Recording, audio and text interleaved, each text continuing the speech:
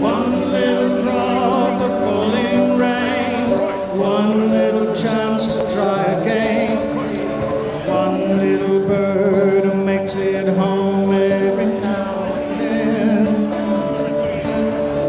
One little piece of endless sky, one little taste of cherry pie, one little week in paradise. And I introduce Keith Rhoades from the Local Government New South Wales Association. What have we had over this past few years? We've had nothing but a charade and a sham. We've had a process full of spin from the government, mistruths, the whole lot. And the commentary that's come out, such as councils lose $1 million a day in New South Wales. What a load of BS.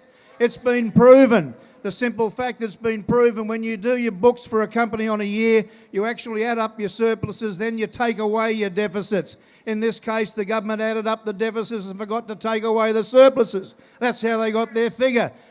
So much for Treasury. When we hear about that forced amalgamations will drive down rates, what a load of BS again. Since forced amalgamations in Queensland, rates on average have increased, as I stand here today, 27.4%. That is fact, not fiction. When we talk about the evidence, we've got the evidence, and we've given this evidence to government. Out of the inquiry on Fit for the Future, we had 92% of metropolitan councils and 76% of those councils actually met the financial criteria to be financially fit for the future. But what did government do? They got 72% of those metropolitan and 56% of those regional rural councils and declared them unfit based on scale and capacity. We've asked what scale and capacity means, and neither IPART nor the government could explain to us what the methodology was behind it. When we talk about representation, and this is what you're going to lose. I was talking with Wellington Council last week. They're a small community. They're being forced to amalgamate with a regional centre. They've currently got 9 councillors. If they get forced to merge with their regional council, and everybody in the town of Wellington who can vote, all they will be able to vote for, if they vote for their candidates, they will have a representation of 1.5. They currently have 9, and that's what you will lose in New South Wales communities if your local council is forced to merge. The Minister came out this morning and said his favoured position is that all councils have no more than a maximum of 9.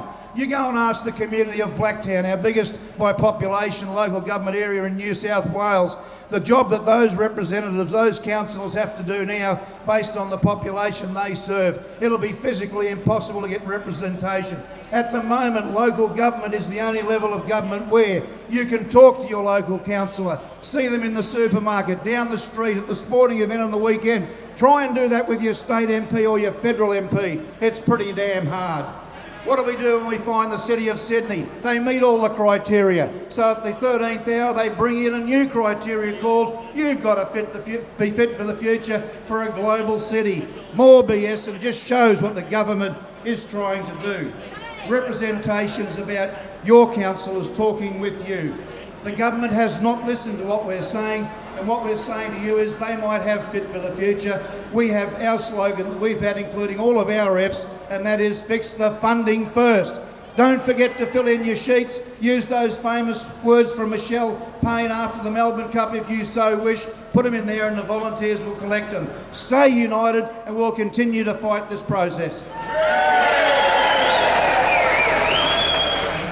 That there's gotta be a song left to sing.